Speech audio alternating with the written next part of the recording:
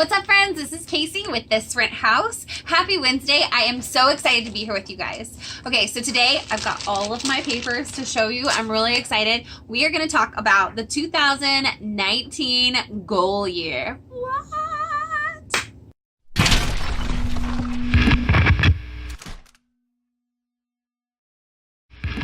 In 2016, the kids and I sat down and we decided we were going to write out our goals that we wanted to accomplish.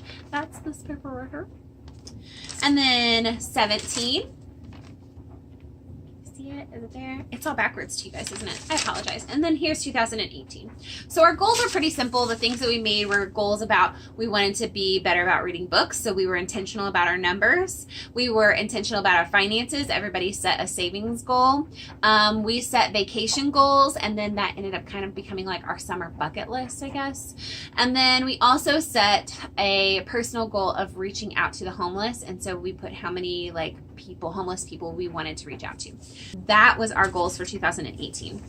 In 2018, I was still homeschooling the twins. I homeschooled them through junior high. So we sat down and we made character wheels, and these were our goals for 2018, our personal goals for 2018, and our character that we wanted to work on. This is Brianna's. She was such a great sport. She kind of liked what they were doing and wanted to try one of her own. But let me tell you, we reviewed these last week, and they've been on our refrigerator for a year. And with the twins, we would visit them monthly. It was actually in our curriculum to go and visit it monthly and see how we were doing. But it wasn't so much for Brianna. So when she looked at it, she was like, I completely forgot that I had picked enthusiastic as my characteristic goal. And I asked her how she thought she had done in accomplishing it. And she said she doesn't think she accomplished any of it.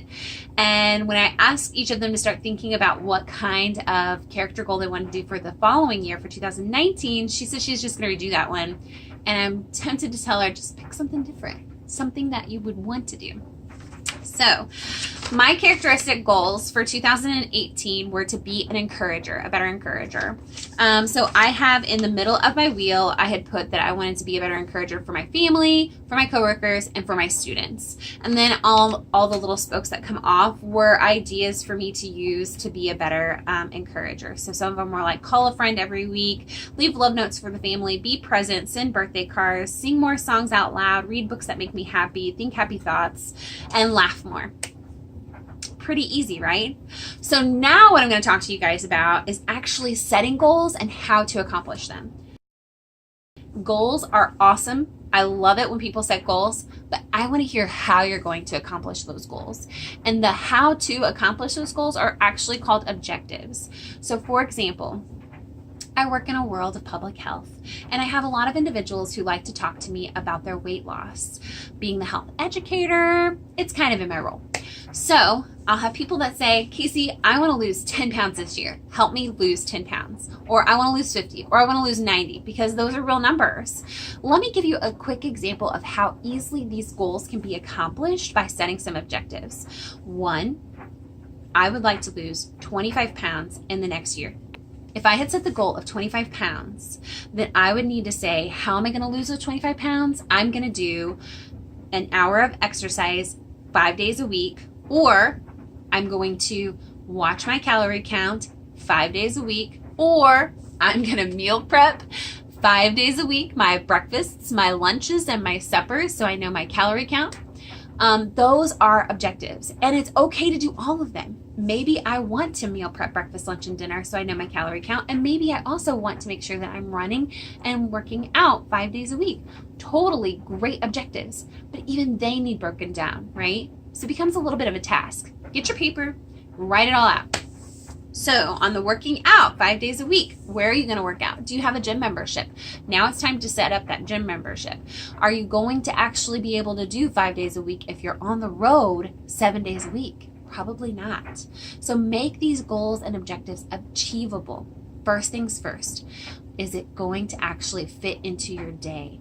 Make room for it. If you're trying to lose 25 pounds, let me tell you how simple that is.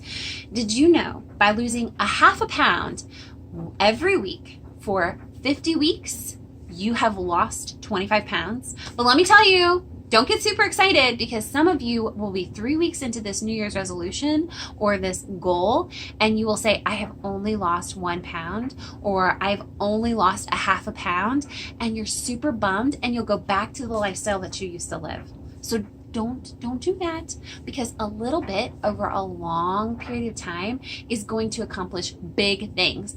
Big things! Now, some of you might also be going, yeah, weight loss isn't my goal for the year. Maybe it's finances. Same thing. Little bits over a long period of time is going to accomplish great things. So let's say you have just been really bad about not putting money back into your savings. None whatsoever. So you're sitting there living paycheck to paycheck, and you're wanting to finally break that habit. So in my previous videos on budgeting, I talked to you guys about how we are trying to get down to just being able to survive on 80% of our income. We are wanting to live off of less than what we make so we can improve our savings. Guys, even if 80% is out of the options because your debt is so much or your expenses are so much and you haven't got all that figured out, even $5 a week, $5 a week over 50 weeks is going to be $250. I mean, most of us don't even have $250 to whip out of our savings accounts, unless of course you're following the Financial Peace University rules and Dave has gotten you to the point where you've saved $1,000 into your emergency fund, which we have. Whoop, whoop. My point is that a little bit over a long period of time is going to help you save. Do you see it? Can you feel it? Are you getting excited? I know 50 weeks is a long time. We're talking about a year here. But remember the story of the tortoise and the hare? If I'm not mistaken, the tortoise wins. Slow and steady wins the race. Let's just recap. When setting a goal, you want to be able to break that goal down into achievable objectives. Super key important stuff is that it has to be achievable objectives. Otherwise, you just kind of lose momentum and you forget what the purpose of your goal was. All of us have big and lofty dreams. I want to make your big and lofty dreams a reality. Sometimes you have to make those big and lofty dreams in smaller, bite-sizable chewing pieces. So what are your goals for 2019? I want to hear them. Share them below. Thanks guys for watching. If you like this video, don't forget to give me a big thumbs up. And if you have not subscribed yet, hit that red subscribe button below and hit the bell if you're interested in getting all of my videos as they've been coming up. And I will see you next Wednesday, same time, same place. God bless.